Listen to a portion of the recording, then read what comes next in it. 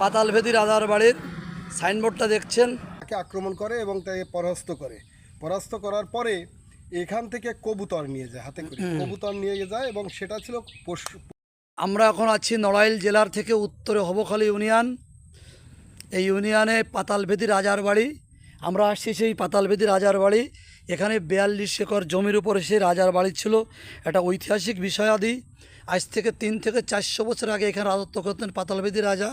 এই দেখেন প্রত্নতত্ত্ব বিভাগ এখনও খুঁজছে সেই জায়গাটা, খুঁজে সে নমুনা বাইর করার চেষ্টা করতেছে। আমরা খুঁজতে খুঁজতে পেয়ে গেলাম আমাদের প্রতিবেশী, আমাদের বন্ধু তাপস পাল। বন্ধু কেমন আছো তুমি? হ্যাঁ বন্ধু, সবাই। তাই পাতালভেদি রাজার কথা শুনে তোমরা চলে এলাম নড়াইল থেকে নয়াবাড়ি গ্রামে।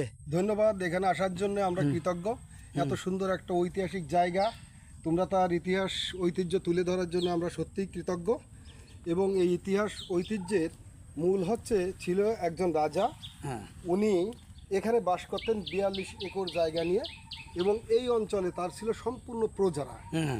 তা এক সময় এই জায়গা, এই রাজা পাশের এক রাজ্যে যে তাকে আক্রমণ করে এবং তাকে পরাস্ত করার পরে এখান থেকে কবুতর নিয়ে যায়, হাতে করে কবুতর নিয়ে যায় এবং সেটা ছিল পোষা কবুতর। সেই কবুতরটা বলেছিল, যদি এই কবুতরটা তোমাদের এখানে চলে আসে, বাড়িতে বলে যায় যে চলে আসে, তাহলে তোমরা তোমাদের মতো আত্মহতি দিও। মানে আমরা যুদ্ধে হেরে গেছি তাই মনে করো? হ্যাঁ, যুদ্ধে হেরে গেছে এটা মনে করো, আর আমরা শেষ হয়ে গেছি। তখন সেই অবস্থায় ওখানে যুদ্ধ সংগঠিত হয়, বিপুল আকারের যুদ্ধ হয়, মারাত্মক যুদ্ধের সম্মুখীন হয় এবং এক পর্যায়ে অনেকদিন যুদ্ধের পরে পাতালভেদি রাজা জয়ী হয়। বাবা, জয়ী হওয়ার পরে ওরা সেই যখন ফিরে আসে তখন নৌকায় এবং বিভিন্ন বড় বড় নৌকায় ওরা ফিরে আসছিল ধন সম্পদ এবং বিভিন্ন কিছু নিয়ে। তখন হঠাৎ করে তার আনন্দের ভিতরে ওই কবুতরটা ছুটে যায়। ছুটে গেলে কবুতরটা উড়ে চলে আসে এখানে যেই তাদের বাড়িতে পৌঁছায়, তখনই ওরা যত মেয়ে ছেলে যা ছিল, হ্যাঁ, পরাজয় মনে করে এই পাশে ছিল এই যে ওই পাশটায় এইটা ছিল নদীর সাথে সংযুক্ত, নবগঙ্গা নদীর সঙ্গে।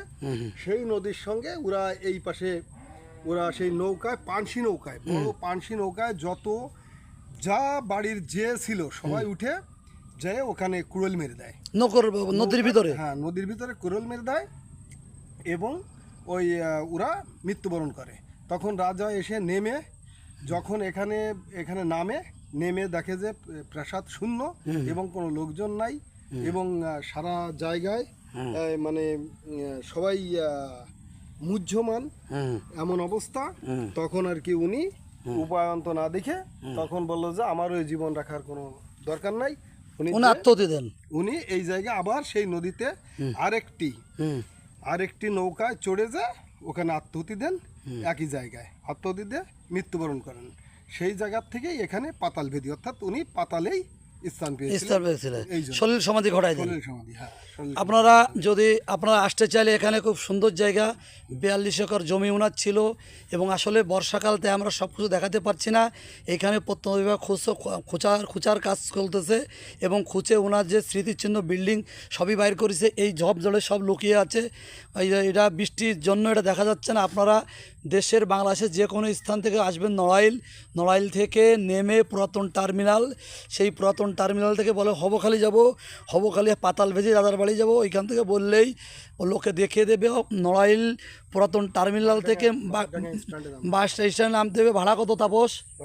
25 টাকা ভাড়া। আপনারা চলে আসবেন নয়াবাড়ি গ্রাম। সেই নয়াবাড়ি গ্রামে আসলে পেয়ে যাবেন পাতালভেদি রাজার বাড়ি। খনন কাজ চলছে, প্রত্নতত্ত্ব বিভাগ খনন কাজ চালাচ্ছে। আপনারা চলে আসবেন এবং আপনারা আসলে কী হবে, এই জায়গাটা যারা দখল করছে, অবৈধ দখলদার হাত থেকে রক্ষা পাবে, ইতিহাস রক্ষা পাবে। আপনারা অবশ্যই আসবেন এবং পাতালভেদি রাজাকে দেখে যাবেন, খুবই ভালো লাগবে। আমরা চাই এদেশের এই প্রত্নতত্ত্ব যে স্থাপনাগুলো আছে এগুলো টিকে থাকুক, এগুলো অবশ্যই টিকে থাকবে আপনাদের যা আসার মাধ্যমে। নইলে এক শ্রেণী অসাধু ভূমিদস্যু এগুলো দখল করে নিচ্ছে বাংলাদেশের সর্বত্র। আমরা এই জন্য বাগান কাঁঠাল ভেঙে বৃষ্টির ভিতরে চলে আসলাম পাতালভেদি রাজার বাড়ি দেখানোর জন্য। আপনার সামনে আছে দুধ পুকুর, সেটা আপনারা দেখবেন। সামনে আরেকটা পুকুর আছে, সে পুকুর আপনারা দেখবেন। ধন্যবাদ আমাদের সাথে থাকার জন্য। ধন্যবাদ। আমি রেজাউল হক, ইস্টার্ন লাইব্রেরি, নড়াইল। পাট ধরছেন কৃষক। আমরা এখন আসছি নড়াইল সদর উপজেলার উত্তর দিকে নয়াবাড়ি, হবখালী ইউনিয়ন, দুধপুকুর, পাতালভেদি রাজার যে বাড়ি, সেই রাজার বাড়ির পাশেই দুধপুকুর। সেই দুধপুকুরটা উনি এখন পাট ধরছে। কালের বিবর্তনে সবই হারিয়ে গেছে কালের গর্ভে, কিন্তু নামটা এখনও রয়ে গেছে। আপনারা আসতে চাইলে এখানে আসতে পারেন, অনেক দেখার অনেক কিছু আছে। নড়াইল থেকে 13 কিলোমিটার উত্তরে হবখালী ইউনিয়নে। বন্ধু, আমরা পেয়ে গেলাম আমাদের এক প্রিয় বন্ধু তাপস পাল, ব্যবসায়ী। সেই দুধপুকুরের ইতিহাসটা জানার জন্য আমরা বন্ধুর কাছে ছুটে গেলে যাচ্ছি। বন্ধু, দুধপুকুরের ইতিহাস ছোটো বলো দিনই বন্ধু। এখানে আছে পাতালভেদি রাজার বাড়ি ছিল। পাতালভেদি রাজা একবার খুব শখ হলো দুধের পুকুরে স্নান করবে। তখন ওনাকে কত লোকে কিভাবে ভালোবাসে না বাসে সেইটা দেখার জন্য উনি এইটা পরীক্ষা করেছিল যে আমি দুধ পুকুরে স্নান করব এবং সেটা কে কে আমাদের এই দুধ এই অঞ্চলে এনে দিতে পারে, এই পুকুরটা ভরে দিতে পারে। তখন এই অঞ্চলে সব লোক জনগণ এত ভালোবাসতো তাকে যে সবাই এই পুকুরটাকে দুধে পরিপূর্ণ করে দিছিল এবং সেখানে স্নান করেছিল ওই পাতালভেদি রাজা। আচ্ছা, এটা কতশো বছর আগের ঘটনা বন্ধু? 500 বছর আগের কথা। 500 আগের কথা। পাতালভেদি, 500 বছর। পাতালভেদির বাড়িও তো এখানে রাজার বাড়ি আছে। এখানে বিস্তৃত এলাকা আছে, অনেক এলাকা আছে। এই যে ব্যাপক একটা এরিয়া দিয়ে দেখছেন আপনি, প্রত্যন্ত বিভাগ এটা পরিচালনা করে। এই যে পাতালভেদি রাজার বাড়ির যে এরিয়াটা দেখছেন দুধপুকুর পাড়ে, সেই 42 একর জমি, এটা আমরা দেখানোর চেষ্টা করতেছি। এই পাশে আছে আরেকটা পুকুর। হ্যাঁ, উনি মূলত এই পুকুরে স্নান করতেন। আমরা সেই এরিয়াটা দেখাচ্ছি যেটা প্রত্যন্ত বিভাগ নিয়ন্ত্রণ করছে। 42 একর। আমরা তো দলিল করে নিছি, সেইখানে বাস করছি। এসে পাতালভেদি রাজার দুধপুকুরটা দেখলেন। বন্ধু, তাহলে আর কিছু জানলে এখানে একটু বলো তুমি। আর কিছু এই পাশে আছে, চলো আমরা যাই। ওকে সে জায়গায় যাওয়া যাবে। ওকে, চলো আমরা যাই। সদর উপজেলা আমরা এখন আছি। গ্রামের নাম কি তাপস বলো? নয়াবাড়ি। নয়াবাড়ি আমরা আছি। নড়াইল থেকে কত কিলোমিটার উত্তরে? 12 কিলোমিটার। 12 কিলোমিটার উত্তরে নয়াবাড়ি আমরা আছি। ইউনিয়নের নামটা বলো? হবখালী ইউনিয়ন। হবখালী ইউনিয়ন। পাতালভেদি রাজার বাড়ি, সে রাজার পুকুর আপনারা দেখছেন। পাতালভেদি রাজার সে পুকুরটা দেখছেন, এই যে। ওকে।